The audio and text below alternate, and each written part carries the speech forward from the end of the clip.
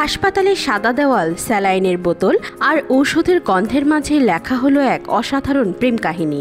জীবনের মোড় ঘুরিয়ে দেওয়া দুর্ঘটনাও থামাতে পারেনি আনন্দ সাহা ও অমৃত সরকারের সম্পর্কের যাত্রা।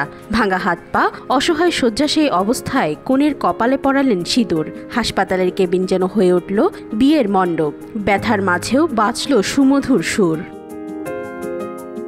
কয়েক বছর আগে পরিচয় আনন্দ সাহা ও অমৃত সরকারের। ধীরে ধীরে তাদের মধ্যে গড়ে ওঠে ভালোবাসার সম্পর্ক।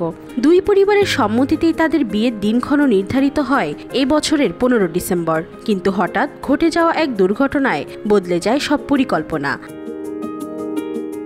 গত 7 আগস্ট রাতে ঢাকা থেকে মানিকগঞ্জ ফেরার পথে দুর্ঘটনায় গুরুতর আহত হন আনন্দ। 2 হাত ও 1 পা ভেঙে যায়, কোমরে লাগে প্রচণ্ড আঘাত। দুর্ঘটনার পর ঢাকার একটি বেসরকারি হাসপাতালে চিকিৎসার পর তাকে মানিকগঞ্জের একটি হাসপাতালে ভর্তি করা হয়। এখনও তিনি বিছনা থেকে উঠতে পারেন না, চলাফেরাতেও পুরোপুরি অন্যের উপর নির্ভরশীল।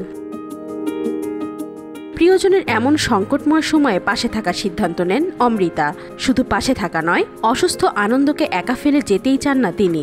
তাই দুই পরিবারের আলোচনায় বিয়ের আয়োজন এগিয়ে আনা হয়। গত বৃহস্পতিবার রাতে মানিকগঞ্জ শহরের ওই বেসরকারি হাসপাতালের হলরুমেই সম্পন্ন হয় তাদের বিয়ের আনুষ্ঠানিকতা।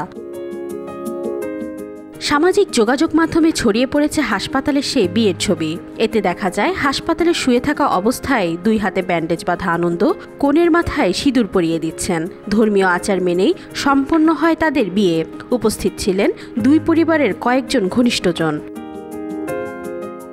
আনন্দ সাহা মানিকগঞ্জ শহরের চানমিয়ার লেন শহরের বাসিন্দা।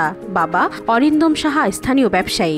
নববধূ অমৃতা সরকার দিওগ উপজেলার বানিয়াজুরি গ্রামের মেয়ে। তিনি বর্তমানে মানিকগঞ্জ শহরের খান বাহাদুর আউলাদ হোসেন খান কলেজের স্নাতক প্রথম বর্ষের শিক্ষার্থী। হাসপাতালে অন্য রোগীদের যাতে সমস্যা না হয় সেই বিষয়গুলো বিবেচনা করে বিয়ের অনুষ্ঠান করায় অন্য রোগীরাও খুশি। ওয়াহিদা পারভিন, আজকাল।